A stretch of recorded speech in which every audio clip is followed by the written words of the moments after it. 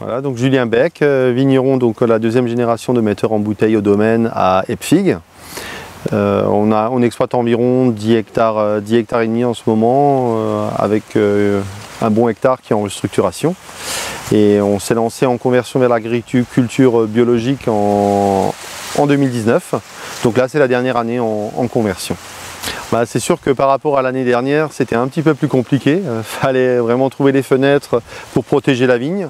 Et c'est vrai qu'en bio, on est quand même très limité au niveau des produits. Donc on a renforcé la vigne avec un peu de purin de prêle, du purin d'ortie et aussi, bien sûr, forcément avec un peu de soufre et de bouillie bordelaise. Mais globalement, ça s'est pas trop mal passé. Après, c'est sûr qu'à chaque fois, les semaines où on avait 2 fois 40 mm, c'était compliqué d'intervenir en plein milieu parce qu'on veut aussi faire attention à nos sols pour pas les matraquer.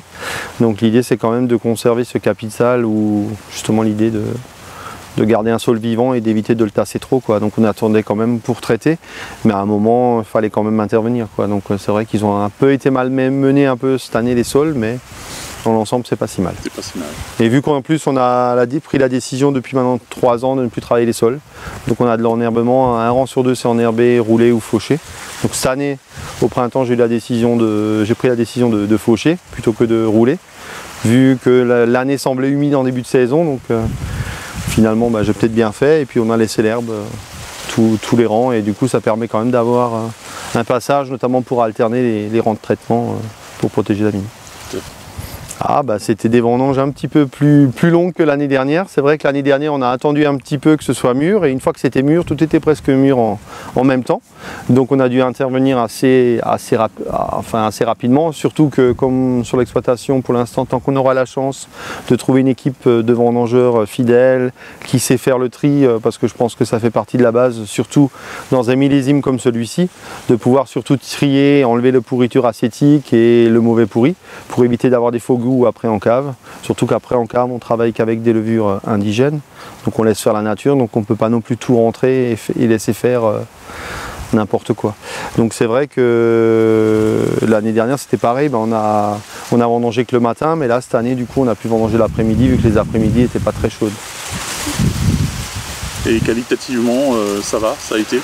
Qualitativement, on retrouve un peu sur les standards des vins d'Alsace. On arrivera sur des vins avec plus de fruits, je pense, un peu plus de fraîcheur que les dernières années, parce que forcément on a eu un peu moins de chaleur, donc du coup les acidités sont bien présentes. C'est pour ça que pour l'instant sur le domaine on n'a pas encore tout à fait terminé, et que j'ai préféré attendre que l'acidité baisse et que le côté aromatique et que la concentration en sucre monte un petit peu plus. Donc c'est pour ça qu'il nous reste encore quelques jours de vendange. Le domaine pour l'instant, ma foi, ça se porte très bien. C'est vrai que la période un peu Covid était un peu compliquée. C'est vrai que du jour au lendemain, on s'est retrouvé fermé. On n'avait plus la possibilité d'accueillir des clients en dégustation. Donc ça nous a vraiment paru bizarre par rapport... on avait l'impression de s'occuper d'être que viticulteur, de plus voir de clients. Donc c'est vrai que ça faisait un peu bizarre. Mais entre-temps, les étés qui ont suivi, il y a quand même beaucoup de clients qui en ont profité pour refaire le plein. Donc de ce côté-là, on ne peut pas se plaindre.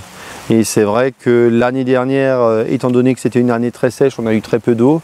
La récolte n'était pas très grande également, comme ça va être le cas de 2021. Ce ne sera pas une grosse récolte non plus, donc ça tombe bien, il reste encore un petit peu de vin, on n'a pas tout bu, on en a laissé un petit peu pour les clients. Et du coup, il en reste. Donc confiant pour l'avenir, quoi. Oui, et c'est vrai que la reprise se sent, et puis bon, les vins d'Alsace, je pense qu'aujourd'hui sont tendance, et il y a un beau travail qui a été réalisé par l'interprofession depuis quelques années, qui va commencer à porter ses fruits. Merci. Merci à toi, Pascal.